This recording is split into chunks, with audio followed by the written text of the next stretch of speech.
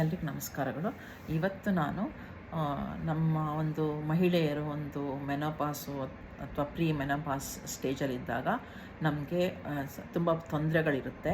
ಅದನ್ನು ಹೇಳಬೇಕು ಅಂತ, ಯಾಕಂದರೆ ಎಷ್ಟೋ ಜನ ಅದನ್ನು ಹೇಳ್ಕೊಳ್ಳೋದಿಲ್ಲ, ಅವ್ರ ಗಂಡಂದಿರಿಗೂ ಗೊತ್ತಿರೋದಿಲ್ಲ, ಅಥವಾ ಬೇರೆಯವ್ರಿಗೂ ಹೇಳ್ಕೊಂಡ್ರೆ ಅವ್ರ ಮನಸ್ಸಿನಿಂದ ನನಗೆ ಮಾತ್ರ ಏನೋ ಇದೆ, ಬೇರೆಯವರಿಗೆ ಗೊತ್ತಾದರೆ ಚೆನ್ನಾಗಿರಲ್ವೇನೋ ಅಂತ ಅಂದ್ಕೊಂಡು ಅವರವರೇ ನುಂಗ್ಕೊಂಡು ತುಂಬ ವ್ಯಥೆ ಪಡ್ತಾ ಇರ್ತಾರೆ. ಅದಕ್ಕೆ ನಾನು ಏನು ಹೇಳಬೇಕು ಅಂದ್ಕೊಂಡು, ಅದು ಆ ಟೈಮಲ್ಲಿ ಒಂದು ನಮ್ಮದು ಹಾರ್ಮೋನ್ ಇಂಬ್ಯಾಲೆನ್ಸ್ ಆದಾಗ ಕೆಲವು ಕೆಮಿಕಲ್ಸ್ ಎಲ್ಲ ಪ್ರೊಡ್ಯೂಸ್ ಆದಾಗ ನಮಗೆ ಕೋಪ, ಸಿಟ್ಟು ಬರೋದು, ಸುಸ್ತಾಗೋದು ಇದೆಲ್ಲ ಆಗ್ತಾ ಇದ್ದಾಗ ಬೇರೆಯವ್ರಿಗೆ ಏನು ಅನಿಸುತ್ತೆ, ಇವ್ರೇನಕ್ಕೆ ಹಿಂಗೆ ಮಾಡ್ತಾಯಿದ್ದಾರೆ ಅಂತ ಅನಿಸ್ಬೋದು. ಹಾರ್ಟ್ ಫ್ಲಶಸ್ ಅಂತ ಹೇಳ್ತಾರೆ. ಒಂದು ಸಲ ನಿಮಗೆ ಶಕೆ ಆಗುತ್ತೆ, ಒಂದು ಸಲ ನಿಮಗೆ ಚಳಿ ಅನಿಸ್ಬಿಡುತ್ತೆ, ಫ್ಯಾನ್ ಬೇಕು ಅನಿಸುತ್ತೆ, ಫ್ಯಾನ್ ಹಾಕಿದ ತಕ್ಷಣ ಚಳಿ ಅನಿಸ್ಬೋದು. ಇವೆಲ್ಲ ಆಗ್ತಾ ಇರುತ್ತೆ. ಅದೆಲ್ಲ ಬೇರೆಯವರಿಗೆಲ್ಲ ಗೊತ್ತಾಗೋದಿಲ್ಲ. ಆಮೇಲೆ ಕೆಲವರಿಗೆ ತುಂಬ ಲೈಟೆಲ್ಲ ಹಾಕಿದ್ರೂ ಆಗೋದಿಲ್ಲ. ಹಿಂದಿನ ಕಾಲದಲ್ಲಿ ಅವೆಲ್ಲ ಗೊತ್ತಾಗ್ತಿರಲಿಲ್ಲ. ಯಾಕೆ ಅಂತ ಹೇಳಿದ್ರೆ ಎಲ್ಲರ ಮನೆಯಲ್ಲೂ ಹಳ್ಳಿಗಳಲ್ಲಂತೂ 0 ಕ್ಯಾಂಡಲ್ ಲೈಟ್ ಯೂಸ್ ಮಾಡ್ತಾಯಿದ್ರು. ಯಾಕಂದರೆ ಅವಾಗ ಕರೆಂಟು ಇರ್ತಿರಲಿಲ್ಲ, ಅದರದ್ದೆಲ್ಲ ಅಷ್ಟೊಂದು ಪವರು ಇರ್ತಿದ್ರಿಂದ ಅವಾಗೆಲ್ಲ ಅಷ್ಟು ಗೊತ್ತಾಗ್ತಿರ್ಲಿಲ್ಲ.